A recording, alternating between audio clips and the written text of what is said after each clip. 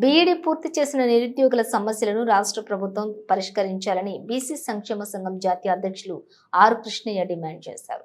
సమస్యల పరిష్కారం కోసం హైదరాబాద్ ఇందిరా పార్క్ ధర్నా చౌక్ వద్ద నిరుద్యోగులు చేపట్టిన ధర్నా కార్యక్రమంలో ఆర్ కృష్ణయ్య పాల్గొని మద్దతు తెలిపారు.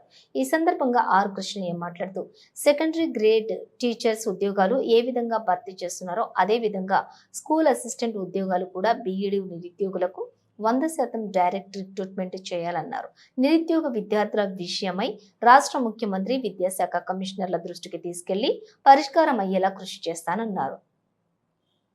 తెలంగాణ ప్రభుత్వం యాడ్సెట్ ద్వారా పరీక్షలు నిర్వహించి 25,000 మంది విద్యార్థులకు సీట్లు కల్పిస్తుందని తెలిపారు. ప్రతి ఏటా 25,000 మంది బీఈడీ విద్యార్థులు ఉత్తీర్ణత అయ్యి బయటకు వస్తున్నారని, వీరికి ఉద్యోగాలు కల్పించడంలో ప్రభుత్వం విఫలమవుతుందన్నారు.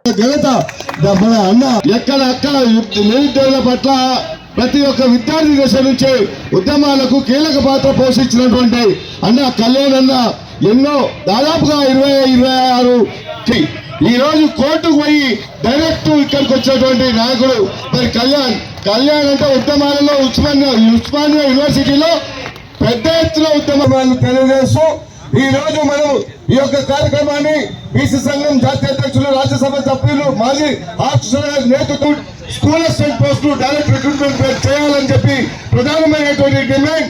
ఎందుకంటే ఇలా 8వ తరగతి చెప్పాల్సిన వాడు ఇలా 10వ తరగతికి పాఠాలు చెప్పమంటే, ఇంటర్మీడియట్ పాఠాలు చెప్పమంటే చెప్పగలుగుతారు చేయడం అనేది సరైన పద్ధతి కాదని కేంద్ర రాష్ట్ర ప్రభుత్వానికి హెచ్చరిస్తూ, అదేవిధంగా 100% బీఈడీ అభ్యర్థులకు స్కూల్ అసిస్టెంట్ల పోస్టులను ఇవ్వాలని చెప్పి డిమాండ్ హెచ్చరిస్తూ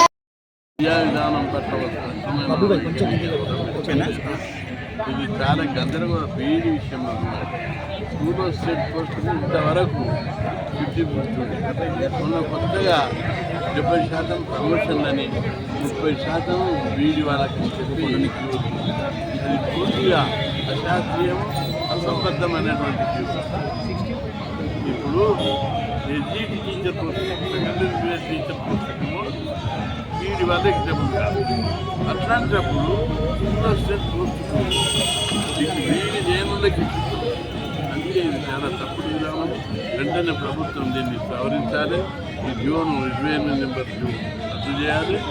స్కూల్ అసిస్టెంట్ పోస్టులను 100% బీఈడీ వాళ్ళతో భర్తీ చేయాలి.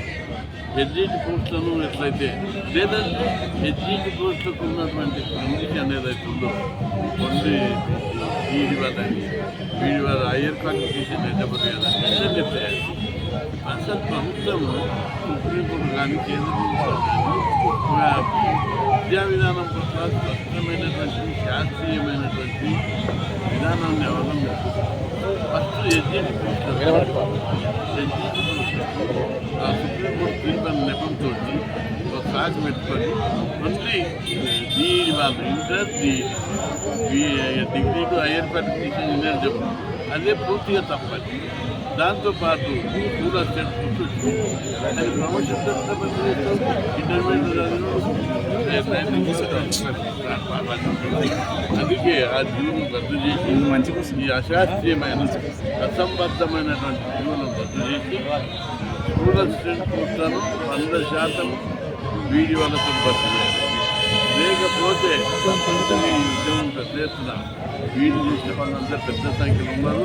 బీఈడీ చేసిన వాళ్ళు 4 లక్షల మంది ఉన్నారు. బీఈడీ చేసిన వాళ్ళు 1 లక్ష కూడా లేదు. కాబట్టి నిర్దిష్టమైనటువంటి విధానం, శాస్త్రీయమైనటువంటి విధానాన్ని అవలంబిస్తూ ఒక నిర్ణయం తీసుకొని ఈ నిర్ణయాన్ని ఎప్పుడో తీసుకోలే ప్రభుత్వం. అసలు 70% ప్రమోషన్ అన్నప్పుడే వాళ్ళకి బుద్ధి తక్కువ చేసి విద్యాశాఖ అధికారులు తనతో పనిచేస్తుందా, బుర్ర పనిచేస్తుందా? 70% ప్రమోషన్ ఎట్టిస్తారు, తప్పు. అందుకే మొత్తం 100% కూర్చొని బీఈడీ వాళ్ళతో భర్తీ చేయాలి. ఈ విధానాన్ని సవరించకపోతే మాత్రం పెద్ద ఎత్తున ఉద్యమం చేస్తామని